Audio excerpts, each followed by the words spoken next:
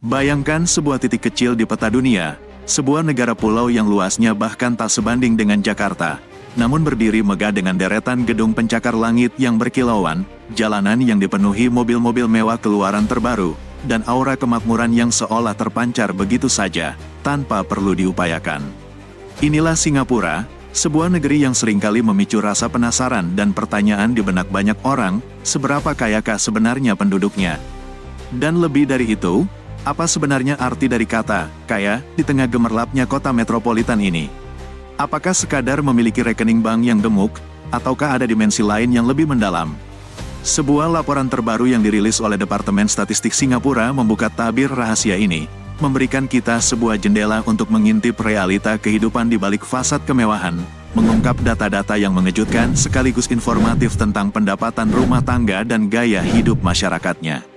Mari kita mulai petualangan kita untuk menyingkap tabir kisah Crazy Rich Asians, versi dunia nyata, sebuah kisah yang jauh lebih kompleks dan menarik dari sekadar film layar lebar. Perjalanan kita dimulai dengan gambaran sebuah keluarga Singapura pada umumnya, sebuah potret representatif dari masyarakatnya. Coba bayangkan sebuah keluarga tipikal di sana, mungkin terdiri dari ayah, ibu, dan 2 orang anak. Laporan tersebut mengungkapkan bahwa pendapatan bulanan rata-rata rumah tangga di Singapura mencapai angka yang fantastis, yaitu $15.470 Singapura, setara dengan lebih dari 170 juta rupiah. Bayangkan, lebih dari 170 juta rupiah setiap bulannya. Angka ini merupakan total pendapatan yang dikumpulkan oleh seluruh anggota keluarga yang bekerja, mulai dari ayah dan ibu yang mungkin berprofesi sebagai profesional di bidang keuangan atau teknologi, hingga anak-anak dewasa yang baru memasuki dunia kerja dan turut berkontribusi pada keuangan keluarga. Penting untuk diingat bahwa ini adalah angka rata-rata, sebuah titik tengah dalam spektrum pendapatan, yang berarti ada keluarga yang berpenghasilan jauh di atas angka tersebut, bahkan berkali-kali lipat. Sebagai perbandingan, menurut data Badan Pusat Statistik, BPS, Indonesia, rata-rata pendapatan per kapita per bulan di Indonesia pada tahun 2023 berada di kisaran Rp4-5 juta. Hal ini memunculkan pertanyaan yang menggelitik, di mana posisi seseorang dalam skala pendapatan untuk dapat digolongkan sebagai salah satu yang terkaya di Singapura. Untuk dapat masuk ke dalam kelompok 20% masyarakat Singapura dengan pendapatan tertinggi, sebuah rumah tangga setidaknya harus memiliki pendapatan bulanan sekitar $34.320 Singapura, hampir mencapai 400 juta rupiah. Sebuah angka yang mungkin terdengar luar biasa bagi sebagian besar masyarakat Indonesia. Sebagai gambaran, angka ini setara dengan pendapatan tahunan beberapa pengusaha UMKM yang sukses di Indonesia. Lebih menarik lagi, kelompok elit ini, yang seringkali disebut sebagai the cream of the crop, mengalami peningkatan pendapatan yang cukup signifikan dalam 5 tahun terakhir, dengan kenaikan sekitar $6.000 Singapura per bulan. Fenomena ini menggambarkan sebuah realitas di mana mereka yang sudah kaya semakin bertambah kaya, sebuah dinamika ekonomi yang menarik untuk dicermati. Lalu, faktor-faktor apa saja yang menyebabkan perbedaan tingkat kekayaan yang begitu mencolok ini?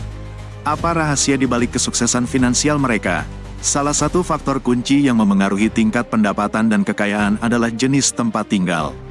Laporan tersebut menyoroti adanya perbedaan yang cukup mencolok dalam pendapatan berdasarkan tipe perumahan yang ditempati. Mereka yang tinggal di properti landed, seperti rumah tapak atau rumah pribadi yang mewah dengan taman yang luas, memiliki rata-rata pendapatan rumah tangga sebesar $40.000 Singapura per bulan. Sementara itu, penghuni kondominium, apartemen mewah dengan fasilitas lengkap, memiliki pendapatan rata-rata $25.000 Singapura, dan mereka yang tinggal di Flat Housing Development Board, HDB, tipe 5 kamar ke atas, yang merupakan perumahan umum yang disubsidi pemerintah, memiliki pendapatan sekitar $16.000 Singapura per bulan. Perbedaan yang signifikan ini secara visual menggambarkan adanya stratifikasi ekonomi yang cukup jelas di dalam masyarakat Singapura, sebuah pengingat bahwa meskipun kemakmuran terlihat merata, tetap ada jurang pemisah antara berbagai lapisan masyarakat. Di Indonesia, perbedaan pendapatan berdasarkan jenis tempat tinggal juga terlihat, meskipun datanya mungkin tidak sekomprehensif Singapura. Umumnya, mereka yang tinggal di perumahan elit di kota-kota besar memiliki pendapatan yang jauh lebih tinggi dibandingkan mereka yang tinggal di daerah pinggiran atau pedesaan. Akan tetapi, perlu diingat bahwa pendapatan dari pekerjaan, Seberapapun tingginya, hanyalah sebagian dari keseluruhan gambaran kekayaan seseorang. Laporan tersebut juga menggarisbawahi pentingnya pendapatan non-pekerjaan, atau yang sering disebut pendapatan pasif. Sebagai contoh, mereka yang tinggal di properti landed rata-rata mendapatkan tambahan sekitar 13.000 dolar Singapura setiap bulan dari sumber-sumber di luar pekerjaan utama mereka. Ini termasuk pendapatan pasif seperti hasil investasi di pasar modal, saham, obligasi, dan lain-lain, dividen, bagian keuntungan perusahaan yang dibagikan kepada pemegang saham, dan pendapatan dari properti sewaan, baik berupa rumah, apartemen, maupun ruang komersial. Hal ini menekankan sebuah poin krusial, kekayaan yang sesungguhnya di Singapura, dan mungkin juga di belahan dunia manapun, seringkali melibatkan investasi yang cerdas dan penciptaan aliran pendapatan pasif yang bekerja untuk Anda bahkan saat Anda tidur. Di Indonesia, kesadaran akan pentingnya investasi dan pendapatan pasif juga semakin meningkat, terutama di kalangan generasi muda. Namun, akses dan literasi keuangan yang merata masih menjadi tantangan. Pertanyaan selanjutnya yang muncul adalah, dengan pendapatan yang sedemikian tinggi, apa yang dilakukan orang-orang ini dengan semua uang yang mereka miliki? Bagaimana mereka membelanjakannya? Hal yang menarik dan patut dicontoh adalah, meskipun pendapatan mereka tergolong sangat tinggi, masyarakat Singapura dikenal dengan kebiasaan berbelanja yang bijak dan hemat. Mereka tidak serta-merta menghambur-hamburkan uang untuk barang-barang mewah yang konsumtif. Rumah tangga yang berada di 20% teratas biasanya menyisihkan sekitar 20.000 dolar Singapura setiap bulan setelah memenuhi kebutuhan hidup mereka. Bahkan mereka yang berada di rentang pendapatan 60-80% masih mampu menabung sekitar 11.000 dolar Singapura per bulan. Ini membuktikan bahwa disiplin keuangan dan fokus pada menabung, investasi jangka panjang, dan perencanaan keuangan yang matang merupakan komponen penting dan tak terpisahkan dalam membangun kekayaan yang berkelanjutan. Namun, narasi kemakmuran yang gemilang ini tidak berlaku sama bagi semua orang. Ada sisi lain yang perlu kita lihat. Laporan tersebut juga mengungkapkan sisi lain dari realitas ekonomi di Singapura, yaitu kondisi mereka yang berada di lapisan terbawah skala pendapatan. Kelompok 20% rumah tangga dengan pendapatan terendah hanya berpenghasilan sekitar 3.250 dolar Singapura per bulan, sebuah angka yang jauh di bawah rata-rata nasional, dan hampir seluruhnya habis untuk memenuhi kebutuhan pokok sehari-hari, seperti makanan, tempat tinggal, dan transportasi. Beban kenaikan biaya hidup, terutama harga barang-barang kebutuhan pokok dan sewa tempat tinggal, sangat membebani kelompok ini, dengan tingkat kenaikan pengeluaran tahunan mencapai 4,5%, jauh lebih tinggi dibandingkan dengan kelompok pendapatan di atasnya. Hal ini menyoroti tantangan yang dihadapi oleh mereka yang berjuang untuk memenuhi kebutuhan hidup di tengah gemerlapnya negara yang makmur ini, sebuah ironi yang perlu menjadi perhatian.